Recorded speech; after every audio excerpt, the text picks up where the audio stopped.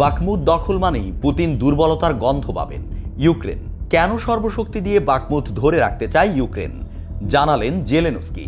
Donetsk অঞ্চলের গুরুত্বপূর্ণ শহর বাখমুতের বেশিরভাগ এলাকা এখন রুশদের দখলে। তবুও এই শহরটি ধরে রাখতে অব্যাহতভাবে চেষ্টা চালিয়ে যাচ্ছেন ইউক্রেন। নতুন করে হাজার হাজার সেনা পাঠানো হচ্ছে সেখানে। এবার ইউক্রেনের প্রেসিডেন্ট ভলোদিমির জেলেনস্কি জানালেন কেন তিনি বাখমুত ধরে রাখতে এত চেষ্টা চালিয়ে যাচ্ছেন। ইউক্রেনের প্রেসিডেন্ট ভলোদিমির জেলেনস্কি সতর্ক করে দিয়ে বলেছেন, তার দেশ যদি পশ্চিমের শহর বাখমুতে মাসব্যাপী লড়াইয়ে জিততে না পারে, তবে রাশিয়া শান্তি চুক্তির জন্য আন্তর্জাতিক সম্প্রদায়ের সমর্থন জোগাতে চাইবে, যার জন্য ইউক্রেনকে অগ্রহণযোগ্য আপোষ করতে হতে পারে। রাশিয়ার সঙ্গে দীর্ঘদিন ধরে থাকা চীনের নেতাদের তিনি ইউক্রেন সফরের আমন্ত্রণ জানান। জেলেনস্কি বলেন, রাশিয়ার বাহিনীর হাতে বাখমুত পড়লে প্রেসিডেন্ট ভ্লাদিমির পুতিন পশ্চিমাদের পাশাপাশি তার সমাজ, চীন ও ইরানের কাছে এই জয় বিক্রি করে দেবেন। পুতিন যদি কিছু রক্তের স্বাদ পেয়ে যান আর যদি বুঝতে পারেন দুর্বলতা রয়েছে, সেক্ষেত্রে তিনি ঠেলতেই থাকবেন। এপিকে দেয়া সাক্ষাৎকারে মঙ্গলবার জেলেনস্কি এই কথা বলেন। প্রেসিডেন্ট বলেন, তিনি চিন্তায় পড়েছেন এই নিয়ে যে ওয়াশিংটনে রাজনৈতিক পরিবর্তন হলে তা যুদ্ধের উপর প্রভাব ফেলতে পারে।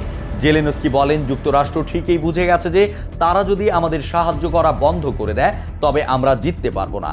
চীনের প্রেসিডেন্ট শি জিনপিংকে ইউক্রেনে আমন্ত্রণ জানিয়ে জেলেনস্কি বলেন, আমরা তাকে এখানে দেখতে চাই, আমরা তার সঙ্গে কথা বলতে চাই। পুরোদমে যুদ্ধ শুরু হওয়ার আগে আমি তার সঙ্গে যোগাযোগ করেছিলাম, কিন্তু 1 বছরেরও বেশি সময় ধরে তার সঙ্গে যোগাযোগ নেই।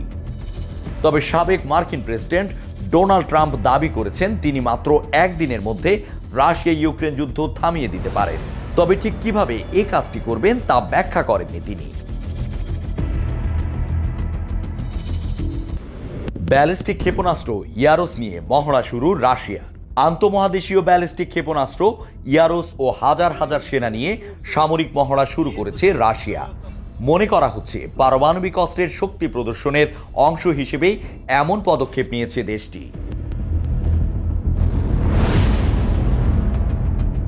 বুধবার 29 মার্চ কাতার ভিত্তিক আন্তর্জাতিক সংবাদ মাধ্যম আল জাজিরার এক প্রতিবেদনে এই তথ্য জানানো হয়েছে।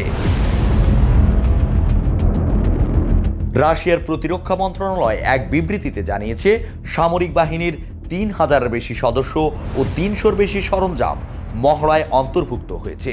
রাশিয়ার প্রেসিডেন্ট ভ্লাদিমির পুতিনের প্রধান লক্ষ্য হল ইয়ারোস ক্ষেপণাস্ত্র ব্যবস্থাকে রাশিয়ার জন্য গুরুত্বপূর্ণ অস্ত্র হিসেবে প্রতিষ্ঠা করা। দেশটিতে টপল সিস্টেমের পরিবর্তে ইয়ারোসকে নিয়ে আসা হয়েছে।